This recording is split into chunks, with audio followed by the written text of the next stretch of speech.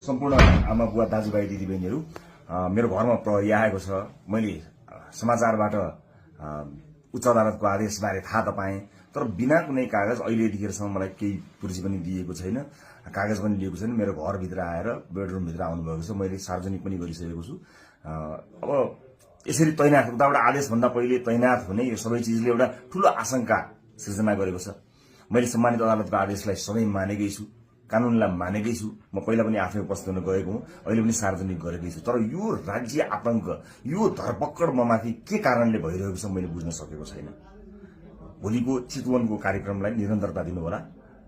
मलाई लागेको थियो म केही कुरा भन्छु भनेर, तर जुन तरिकाले अहिले यो सामान्य अभ्यासभन्दा पर गएर जबरजस्ती गर्ने कोसिस बिना कागज पत्र छ होला, ल्याउनु पनि हुन्छ होला, ल्याउन सकिने पनि थियो। त्यो लिएर आएर लैजान सकिन्थ्यो, भोलि ल्याउन सकिन्थ्यो। भरे पनि अझै कागज बोकीवरी प्रक्रिया मेरो लागि कुनै प्रक्रिया पूरा गर्न मानेको छैन। आतंकित बनाएर घरभित्र प्रहरी छिरेको छ। म यसैमै गिरफ्तारी दिन्छु भनेर बसेकै छु। जे होस्, आम नागरिकले सब चिज हेरिरहेका छन् भन्ने मलाई विश्वास छ। न्यायको लडाईँ म एक थोपा रगत रहन्जेल लडिरहन्छु। यहाँले साथ दिनुहुनेछ भन्ने विश्वास मैले लिएको छु। मैले कुनै गल्ती गरेको पनि छैन, कुनै अपराध गरेको पनि छैन। तर संसारकै सबैभन्दा ठूलो अपराधीलाई जस्तो ममाथि गरिएको यो व्यवहार आम जनताले हेरिरहेका छन् भन्ने मैले विश्वास लिएको छु। म धेरै केही भन्दिनँ। म सम्मानित अदालतप्रति अझै पनि आशा र भरोसा राखेर कानूनी प्रक्रियामा सघाउनको लागि परिरहेको छु। यो दुनियाँका जति पनि न्यायालयका ढोकाहरू छन्, ती सबै ढोका ढकढक्याउँछु आफ्नो न्यायको लागि। र मलाई थाहा छ यहाँहरूले सबै कुराको साक्षी बसेर हेरिरहनु भएको छ होला भन्ने मैले विश्वास लिएको छु।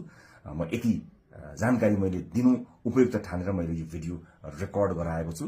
चितवनमा जति पनि मेरा आदरणीय मतदाता आमा बुवा दाजुभाइ दिदीबहिनीहरू हुनुहुन्छ, भोलिको कार्यक्रम नरोक्नु होला। अन्य साथीहरू आउनुहुन्छ, उहाँहरूले कुराकानी गर्नुहुनेछ, निरन्तर चलिरहन्छ।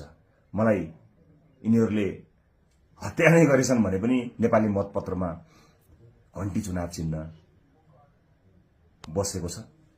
मलाई आशा छ, यो एउटा आशा र भरोसाको आवाज हामीले बुलन्द पारिसकेका छौँ।